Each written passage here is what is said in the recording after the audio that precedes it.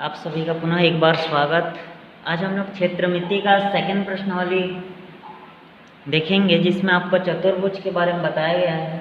तो चतुर्भुज कई प्रकार के होते हैं, समांतर चतुर्भुज, समचतुर्भुज, समलंब चतुर्भुज। तो सबसे पहले देखते हैं समांतर चतुर्भुज का जो क्षेत्रफल होता है वो क्या होता है, आपका आधार गुणित ऊंचाई। तो समांतर चतुर्भुज में आमने सामने की भुजाएं क्या होती हैं, बराबर होती हैं।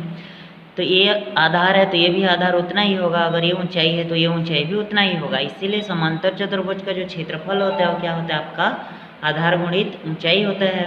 समचतुर्भुज रहेगा तो उसका जो क्षेत्रफल होता है वो क्या होता है, 1/2 पहले विकर्ण की लंबाई गुणा क्या हो जाएगा, दूसरे विकर्ण की लंबाई। समलंब चतुर्भुज जो होता है, समलंब चतुर्भुज उसका सूत्र जो होता है वो क्या होता है, 1/2 समांतर भुजाओं का योग जो समान रहेगी उनके भुजाओं का योग गुणा ऊंचाई रहता है।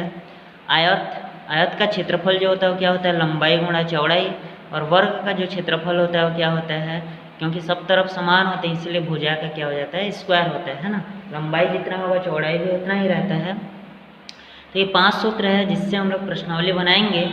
तो जो आपका सेकंड प्रश्नावली है, प्रश्नावली 2, इसमें भी शुरू के 10 क्वेश्चन ही बनाना है। और प्रश्नावली जो 1 हम लोग पढ़े थे है ना, इस प्रश्नावली 1 में भी आप लोग क्या कर सकते हैं, शुरू के 10 क्वेश्चन ही क्या कर सकते हैं, बना सकते हैं, है ना। इसमें क्या है, मात्र 10 लोगों का अभी तक चेक हुआ है, तो 1 से 8 तक भी बना सकते हैं। यहीं से क्वेश्चन आता है 1 से 8 तक 10.1 में, और 10.2 में आप लोग को मैक्सिमम 9 या 10 नंबर का क्वेश्चन बनाना है। तो यहाँ से पहला प्रश्न ये है, समांतर चतुर्भुज का क्षेत्रफल निकालना है, आधार और ऊंचाई दिया है।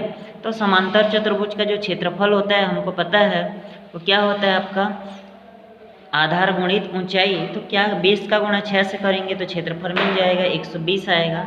तो लिखने का तरीका ये सबसे पहला बताया था, दिया है, क्या दिया है आपका, समांतर चतुर्भुज का आधार, समांतर चतुर्भुज का जो आधार है वो कितना है, 20 मीटर है। और समांतर चतुर्भुज की जो ऊंचाई है वो आपका कितना है, 6 मीटर है।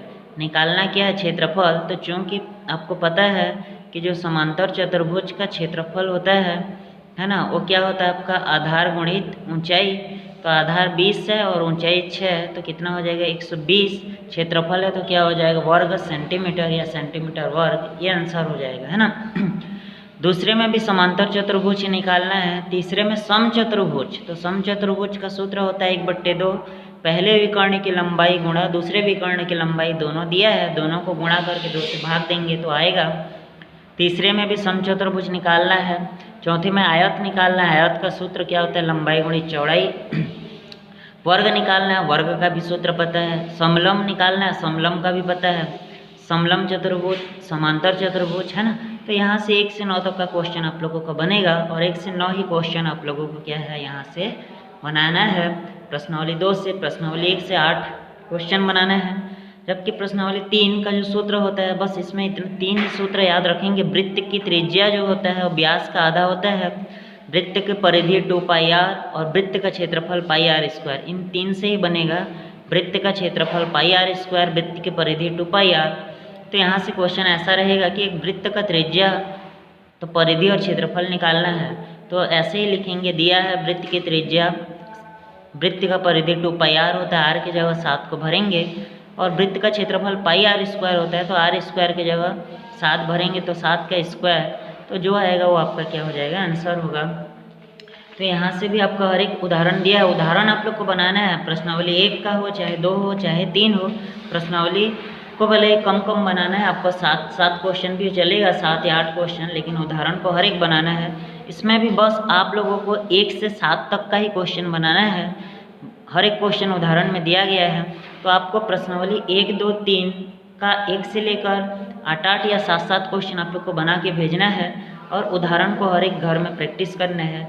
बस यहीं तक आपका त्रैमासिक एग्जाम आएगा। क्षेत्रमिति में आपका प्रश्नावली, क्षेत्रमिति में बस 3 प्रश्नावली थी, है ना, और आपका फिजिक्स में पूरा आएगा। और क्षेत्रमिति का केवल एक ही चैप्टर आएगा जिसमें 3 प्रश्नावली हैं। तीनों प्रश्नावली का आपको 7 क्वेश्चन बनाने हैं और उदाहरण को पूरा बनाना है। जो भी डाउट होगा आप लोग पूछ सकते हैं। अभी भी 4 दिन का समय है, आप लोग का सोमवार से त्रैमासिक एग्जाम शुरू होगा। कल आप लोगों को कृषि विज्ञान का ब्लूप्रिंट बता दिया जाएगा। धन्यवाद।